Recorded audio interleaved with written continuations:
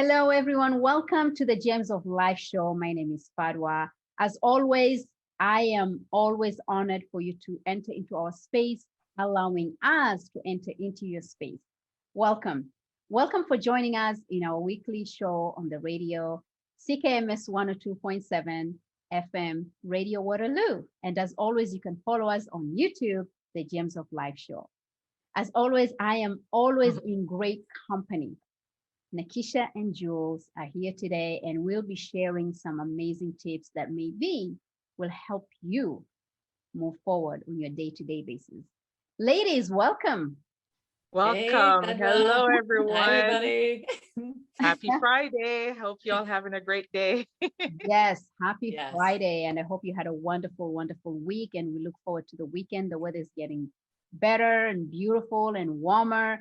Yes. So just stay well and safe and enjoy the warmth. Yeah. So ladies, what have you been up to? Jules, I can see you got a new cut there. I know your daughter always cuts your hair. She must be very talented. And for you to trust her to actually do that, kudos to you. Oh my, the fact that you say that right now is pretty amazing, Fadwa, because today we got to take it outside. We got to take our haircut outside. And it really is just like a side buzz. So, I just have this little like cut in at the side but it needs maintaining because, it grows so fast. And I said, yeah, thanks, Tara, for doing this for me. And she said, thanks for trusting me to do it, Mom. Remember the first time? And I said, oh, I remember the first time. She said, you told me if I wanted to do it, we'd have to watch videos and then I'd have to do this and that. And I said, you understand why I did that, right? Because it was the first time and it took a lot for me to trust that you could do it the first time. She said, but you let me do it. And now you let me do it all the time. Thanks for trusting me, Mom. Yes. And I said, oh, thank you for doing it for me. And I'm so glad that we could build that trust together. And she said, yeah, I can see how you wouldn't necessarily trust anybody to cut your hair. And I said, yeah, remember when Dad cut it the first time? And we both had a good laugh. That's a really, I actually bought the machine myself, right? And I thought, okay, I'll do it for my son. And I remember the first time, years ago, actually, I did it for my daughter, and I ended up, literally, she ended up being bald, okay? I cut her, I messed it up. Didn't know what I was doing. This time around with my son, I start off with the highest number and then slowly work it out. And believe me, it's a work in progress. And for you actually to be able to trust your daughter to actually do that, that's really amazing because it's not easy to have somebody just go in with a shaver and just shaving your hair. So true. Now, when we talk about hair, I recently did my blood test and I came to find out that I'm very low on vitamin D, surprisingly, right? We've been indoors most of the winter. So now this morning, actually, I went out for a walk and, just went out to soak the sun and just get the vitamin D. And I realized one of the signs to know that you lack vitamin D is hair loss. And I noticed I have some hair loss on the side, on the portion of my head in one area. And I said, that must have been a sign. So it's good you cut your hair. You don't get to see those patches if there is, right? Yes. I did though pick up the pieces of hair off the ground on the porch. And I was like, oh, there's a fair amount of like white hairs that weren't there before. That's interesting. Yes. What about you, Nakisha? Such a big thing. Trust is honestly, to trust someone to cut your hair, because as women, our hair is our beauty, right? Like I was always taught that, like your hair is your beauty. You got to take care of it, and and whatever it shapes your face, right? Mm-hmm. Yeah, it shapes your face. It gave you the look that you want. But she did an amazing job. So Yes, she did. Oh, thank you. I'll tell her you said that. She'll be so happy. How old is your daughter? Wouldn't it be funny if I said she was 5 right now? No. No, she's 11. But that's still young. Oh my goodness. That's some major trust issue, like trusting you got there. Yeah. I don't think I could have done that. Mentally get over that. That would be like the anxiety. I could just imagine the anxiety just sitting there, not knowing what the outcome would be like. Right. The first time I had to breathe through it for sure. I was like, it's just hair. It's just hair. And she's doing her best. And you can tell she's careful about it. And Yes. Wow. So what are you, Nikisha? Like, I know on a day-to-day basis now, we are all home with the pandemic, and now we've been instructed to, we have the stay-at-home order now in Ontario. What are the things that you're doing on a daily basis just to keep you moving forward? Okay, so I think one of the best thing about the stay-home order right now is that the weather is amazing. Right? So what I think it was what, Wednesday or whichever day it was, I was sitting down watching Premier Doug Ford, announcing the stay home order and everything that was happening. And the first thing that came to my mind was, hey, you need to set up your patio, get ready to just enjoy outside. So I jumped in my car, didn't wait for him to finish. I went to Lowe's because I needed carpets and I needed a little bit more pillows just to make my outside look like a vacation spot, because I'm missing vacation right now. So I just went out, I came back, I set up my backyard, and that how would I say, make me feel so much better about the whole stay home, because now I know that I have an escape out in the backyard if it's not raining, right? And I create it in a way where it will bring me joy from within, where when I'm sitting out there, I feel at peace and invited, and and stuff like that. So that's one of the things that I've done, like, immediately once we got the news for the stay at home, because hey, why not make your home more comfortable right now? Yeah, yeah, that's really good. Admiring you just saying that. As I look at my balcony, it's all bare and empty. Mm-hmm. Jules, do you have that? I know New Brunswick has been really good. Look, you have had very low cases of the pandemic, and I'm not sure if you had the same order as we did. Yeah, I know many of my friends, you guys included, like, were hit hard with the stay-at-home order. And for us here, everything so far is going okay, except in the northern part of the province, close to Quebec, Edmundston. There's a lot of cases there because of people coming across the borders, I think, from Quebec.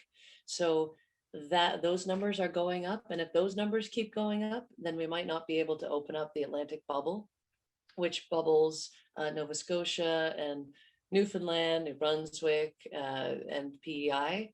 So that's kind of still on the back burner as to whether that's going to happen. Yeah. So, I have no control over that, but it also hasn't limited our experience here. As far as in general, like the times that we were in red, and we weren't able to go anywhere, obviously weren't able to have sleepovers like we can have a sleepover tonight.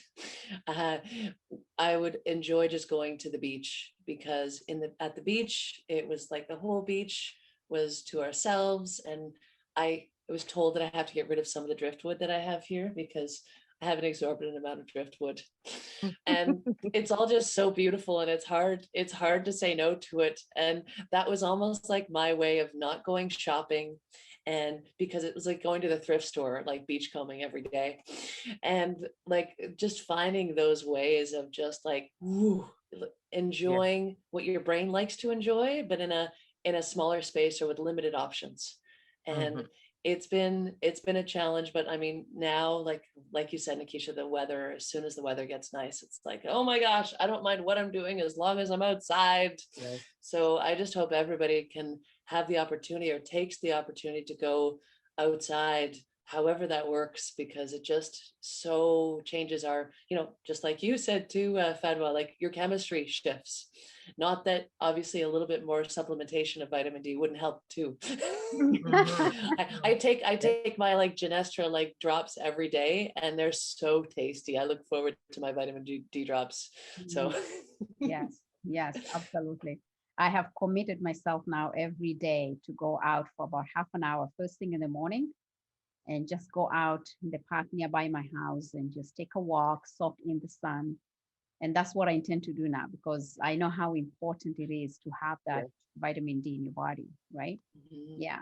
So what are the stuff that you do? Like, I know for me, it changes every day. And especially now with everything that's happening, you hear news from every corner, family members being ill, or somebody has passed away. So how do you maintain yourself from just keeping that energy forward, keeping that positive energy forward to a point where it doesn't draw you back? How do you maintain that on a daily basis? I think for me, I'm very fortunate in a way. As you know, my organization, I support individuals with disabilities. So with the lockdown, one of the things that we've been doing is ensuring that the people within our organization that we support, we are still very active in the community where we go for walks and we're at the beach and we just find the little gems within the city to just enjoy. So I'm fortunate that I'm still active that way where, I'm able to bring those people who I support out in the community and just enjoy being out there. So their purpose have given me purpose, right? And that has helped my mental state because I'm a nature person. So I love being out in nature. So it feels like home for me once I'm able to enjoy a little bit of that. And knowing that I'm getting paid to enjoy nature and to just be out there, and the people that I'm supporting is enjoying it and they're getting that escape that they need, from just being home in this lockdown. So it helps them not to feel that stress as much because they're still active and we keep their daily routine. So if they use before the lockdown, their routine was 9 to 3 or 10 to 2, whatever the routine is, we try to ensure that that routine continues for them so that there's no disruption within their daily routine because the disruption could cause other ripple effect, right? Because the understanding of what's going on intellectually, it's hard for them to really um, um it's hard for them to understand what's going on intellectually. Like they know there's something different, they know there's changes, but what those changes mean, they have no idea. So for us, we have to ensure that the changes is not as impactful on their life as it is on ours. Yeah. So how do you use that as a coping mechanism for you as well to make sure that you're also, because you also have your own routine, how do you? Yeah, so for my routine, it varies. So the days that I go out, I make sure that I choose, depending on the weather, I choose location that will bring me peace. And I choose location that I know whoever I'm supporting will enjoy because we're in the same environment for a while. So, and then another thing that I do, I try to research different parks, different scenic places within the city. So we don't go to the same place twice. So and then I take pictures and, you just enjoy seeing new things, new people. And one of the things that I love, love, love, especially in the city of Toronto, I live in Brampton, but I work a lot in Toronto. People are very friendly. So even though we're going through the social distancing and we're going through what we're going through, like I would greet people, hey, how you doing? If there's a dog, just try to be as interactive as possible from a distance. So that still brings that mentally, that still helps us mentally. So for me, I try to ensure that I am connecting with people out in the community, and I try to ensure that I'm connecting with people on Zoom on a regular. So at least 3 or 4 meetings a week I do on Zoom where I'm connecting with people because I need that for my mental wellness. I need that connection, right? It's hard to just rip that away and think that we don't need it. So I'm fortunate that I'm out and I'm meeting new people, and I'm very intentional. Like if it, I would greet people, I'll talk about their pet, I'll come up with conversation. I'm very intentional about that because my well-being need to be intact. Right. And communicating with others does help with that well-being. And when I'm home, one of the things that I start doing, I start taking baths.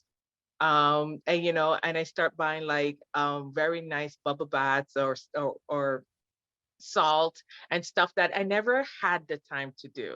I always think that bath takes too long, right?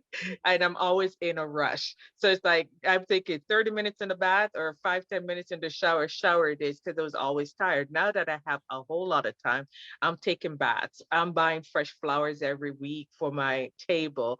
I'm doing more meditation. I am very intentional with the conversation that I have. I ensure that I'm learning something new every day. I'm doing a lot of personal development. I've invested in a lot of personal development so that I'm growing. I've grown more this pandemic personally and business wise than any other time, because I had the time to implement a lot of things in my life that I didn't, without this time that we have, I wouldn't have had the time to do it. So I've grown tremendously during this time, because I was intentional to keep that stimulation, right? It's all about, how do you stimulate yourself? What are the things that you're interested in, and what are the things that you're able to utilize now in this season to stimulate yourself, right? No, that's absolutely right. And I was just going to bring something to, to the attention that we shouldn't be confined by our situation. We should never be confined by whatever it is that's happening in our life, right? We don't know what the next year will be. So what we should do, like you said, invest that time. As for me, same thing, invest the time to do something to create that mental wellness, to grow, to develop, to evolve, and not let the limitations of what's happening right now limit us and confine us in that space where we feel we have no way of doing things, right? We're still able to use our mind and have that creativity and be able to do so many things with ourselves and with others. Jules, I'm curious to hear your side. Well, I'm going to add on to what you were just saying there, Fadwa, because it just got my mind jumping. Co-immersive thought, right? I was like, oh, that's a great one. I use the word, you use the word stimulate, Nikisha. I use the word like nourish, right? What nourishes us, right? And that, like you said, Fadwa, like that potential to go, ooh, like I do have all sorts of things available to me, and sometimes, I don't know if you guys are like this too, but I'm like, there's so much. What do I do first? Right. And then I do try to do all of them. And then I have to like go, whoa, whoa, whoa. I can't do all of them. I have to just pick one. And then I've got a whole bunch of projects on the go. So myself as a really co-creative, like projector, like you, Nikisha, I go looking for people to connect with. And if there's nobody to connect with, or if I'm over connecting, then I like have to pull myself back and go, wait a second, it's time to actually create. And, just finding that balance between creating and making something and having a purpose and serving the community or society or business or whatever it is.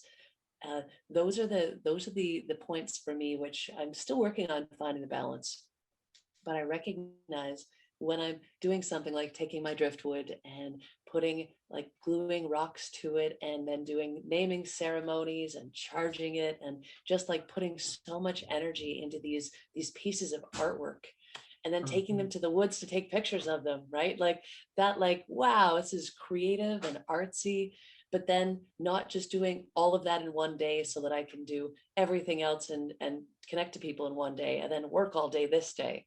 Just like trying to find little pieces of each to intersperse. Whereas I'm used to just like taking a project and just going gung-ho on it. And I'm used to working a lot, and I haven't been working as much.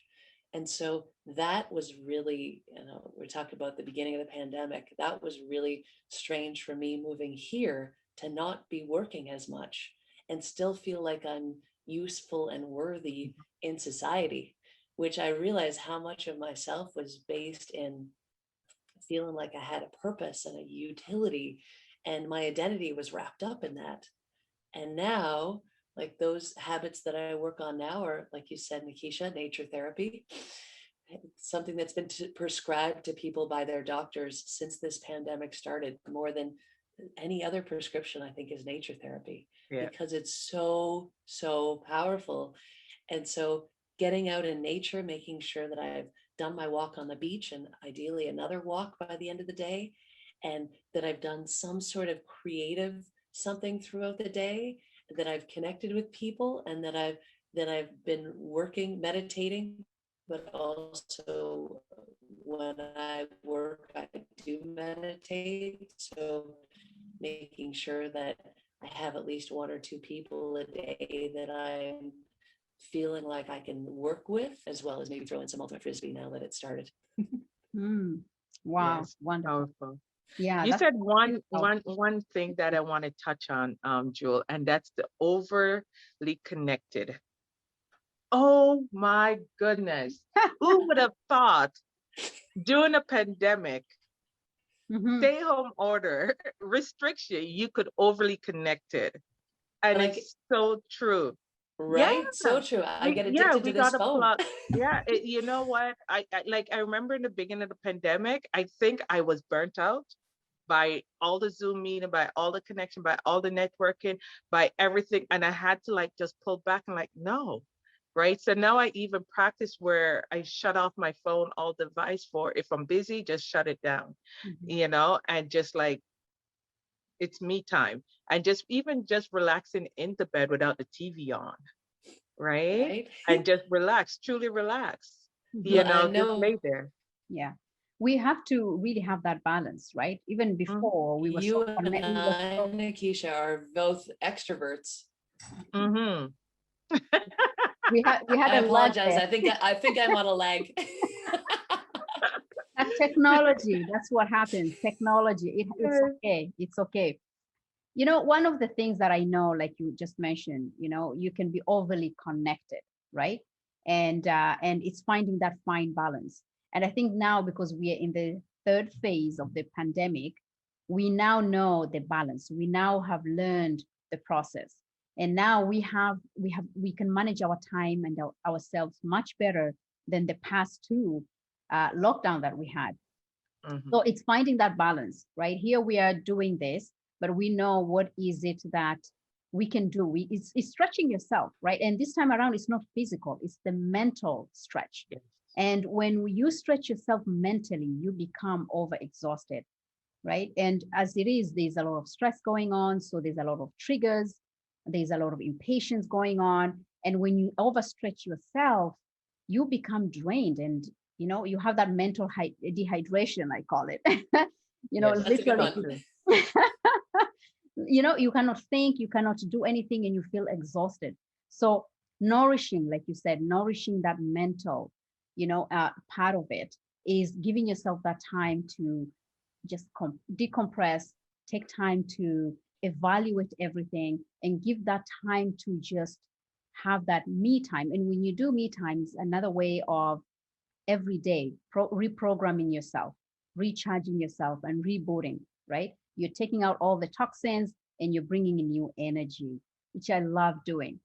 So I too have managed a time now where I have a cutoff time. When it reaches at a certain time, I don't go on any social media. I don't go to any my Facebook, any of my social media. I don't post anything. It's just time for me or with my kids, or just for me to do what I need to do, right? So it's just giving ourselves that time to say, okay, time for me to recharge, reboot. That means getting off the social media. Yes. Yeah. I love the aspect of interacting with people, especially now since we are not able to meet with family and friends like regularly, like we used to. But just taking that initiative when you're walking out, you meet somebody by the elevator, in the hallway, outside, in the street, in the park, just saying hello, it just brings that inner joy, right? Knowing that you bring a smile to somebody, you smiling, and don't forget to smile behind that mask, Nikisha.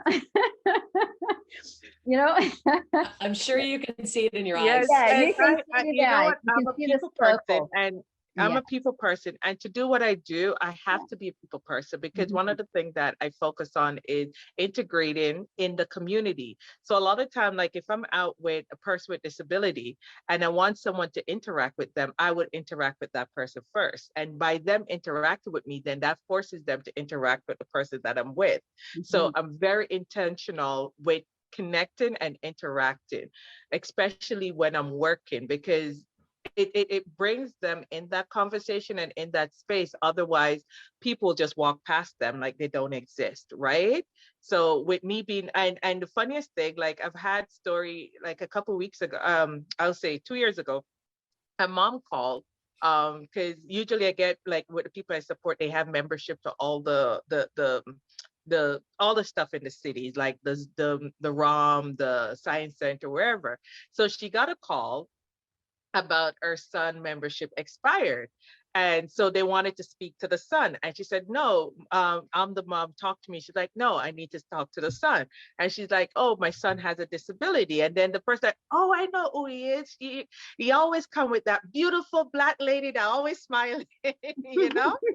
and that's what I do. I'm so intentional, because what I think about when I'm in the community, if something goes wrong, someone needs to know who it is, who this person is, and know and protect them as well, right? So that's something, that's one of my greatest skill, is just, you know, wherever I go, they're known. Like everybody knows who they are.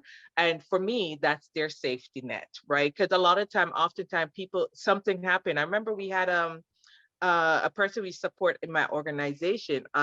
He was riding his bike and he got hit by, I can't remember, got hit by something, and so he died.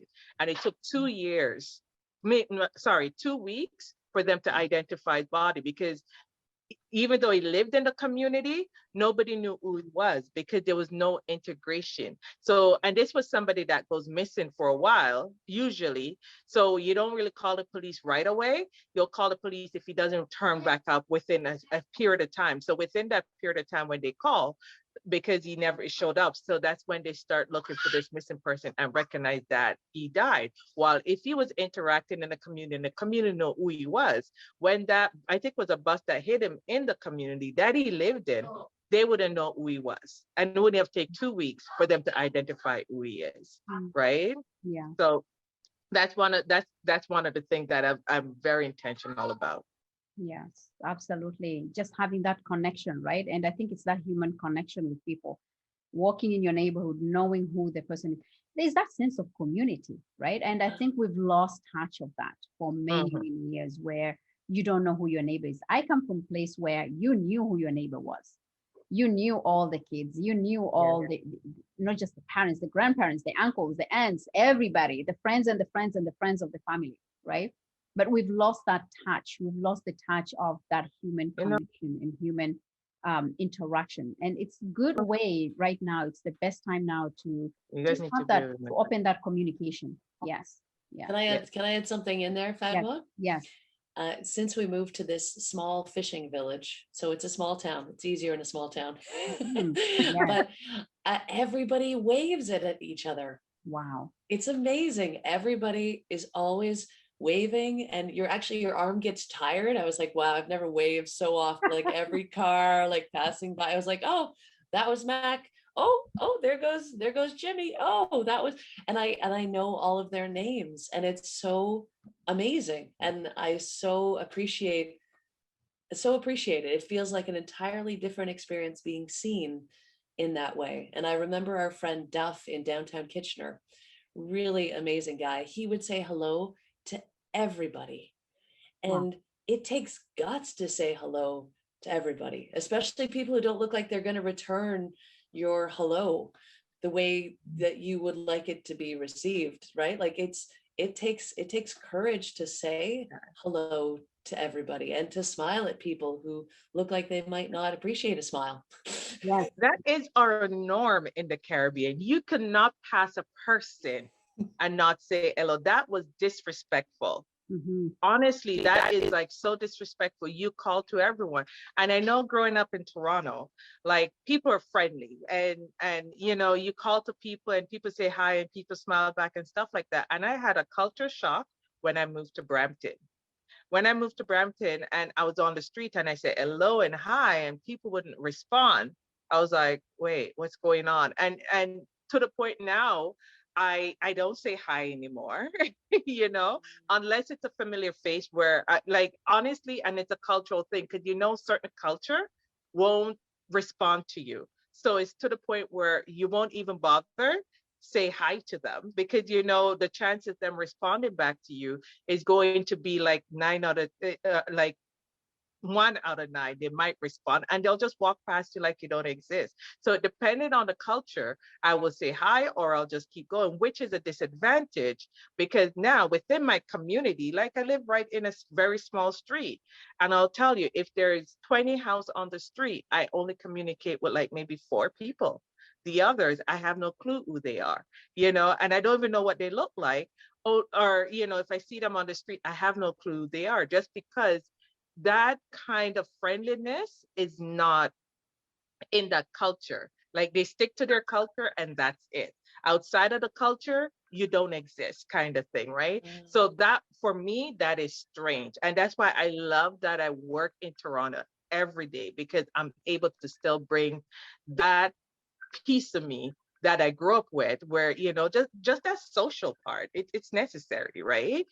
So to bring that social within me, to be able to do that, I love that I'm able to do that within Toronto. But here in Brampton, it's hard. Like, especially with the older generation, they just walk past you. Like, you say, "Hey, good morning," and I'm curious, Fadwa, what about you and your culture? Like, how is it? Is it like that, like Nikisha? Or? Yes, we are very open, you know, especially when you see somebody, you smile and you say hello. Even, but now, because people, like you said, in Nakisha, she sees that cross-cultural where people are not doing the same way. I see even some people in my culture where they have changed, they have adapted to ways of other people who are doing it. So I'll walk, you know, at the mall, I'll see somebody and I'll say hello, you know, even say salam alaikum, you know, greeting. And some will just pass by. They will not even look at you. Or somebody will say, hi, good morning. They'll pass by. So you know what I do? I just I say it. I say, good morning, hi. If I feel I want to say hello, no one is going to stop me from saying hello. Mm-hmm. Whether you choose to respond or not, it's on you. But for me, I will say, if I'm in the mood to say, hi, how are you? I will say it without the expectation that you will respond. That way, if you don't respond, it's okay. It's not going to hurt me. You're not taking anything away from me. And if you say hello back, well, wonderful. Good for you, you know? So I don't think we should, you know, especially I get what Nakisha just said, you know, when you have neighbors and people don't talk to each other or you don't know each other. I'm in a place where there's so many people in our community. There are those who we know, right? And there are those who you still don't know, but you say hello to each other, right? So I still don't let anyone stop me from saying hello. If I'm at the walk, like today actually, when I went out for a walk, I met a lady with her young baby. I said, hello, hi, how you doing? Good morning. And she just waved and she, you know, I kept going. It's not like we're having a conversation. It's not like we're going to be besties, right? It's just that spreading the joy, you know, and you just never know, right? I think we should remove that expectation that if I say hello and if they don't say anything, then I'm not going to bother. For me, I just say, hi, how you doing? Because that's my morning, it's my afternoon, it's my day, it's mine. My hello saying to you is mine. And I take advantage of it by just spreading it, right? Yes. Yeah. Yes. Yeah. I had a really nice experience a couple months ago. I went to a restaurant, you know, everything is takeout. So I went to buy lunch, and in the restaurant, there was another guy buying lunch. And I came to my car and I was sitting in my car eating, and he was right beside me in his car. And we had like a really good lunch conversation. And I'm like, this feels so good. You know, we talk about the olden days, we talk about everything under the sun and the moon. And it felt good. It was like you were in the lunchroom, just in our own car, you know, and just simple things like that. It brings joy, you know, and we could still connect. Like the main thing is that find ways to connect with people in this time, because we could still connect, right? We shouldn't lose that connection at all. Yeah. I'm just going to share a quick story. I know we'll be running out of time soon. I think, Jules, maybe you heard about this. Years ago, I used to work in Toronto at a hotel, downtown Toronto. So I'm sitting down. They used to use the hotel for movies and TV shows, okay? So I hear about this celebrity at that time, Billy Ray Cyrus. I have no idea who this man is. They told me, have you never heard of Icky Breaky? I'm like, nope, don't know even what that song is, right? So I'm sitting down in the lunchroom, having my lunch, I see this tall Southern gentleman, good looking guy, long hair, stands next to me. And he says, hello. And I'm like, hello, you know, I'm having my lunch. And he looks at me, he had these winter boots, you know, winter jacket. It was mid of winter. And he looks at me and you know what he says? I will never forget. He's like, I wish you had been there this morning. That smile would have brightened up and give us the warmth we needed this morning. I'm like, oh. So we sit down, we talk for half an hour. Okay, for half an hour. I have no idea who this gentleman is. We have a really good conversation. He leaves. All my coworkers come back to me and they said, "Did you get an autograph?" And I'm like, "What autograph?" He's like, "You've been sitting for half an hour talking to Billy Ray Cyrus. You didn't get an autograph?" And I'm like, "Is that him?" That's what a tall drink of water is. Right?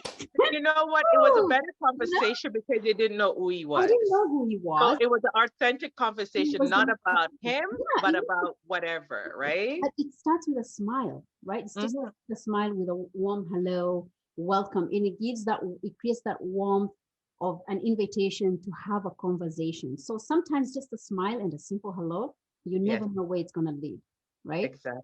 So ladies, last words. I know we're running out of time. What would be the last word you want to pass on to our listeners? I'll say find ways to treat yourself well right now. I think right now, during this pandemic, doing whatever is happening, it's given us time to reflect. It's given us time to slow down. So I want us to remember that this is an opportunity for us to treat ourselves well, feed ourselves well, mentally, physically, emotionally, spiritually. Like, take time to grow in all areas of your life.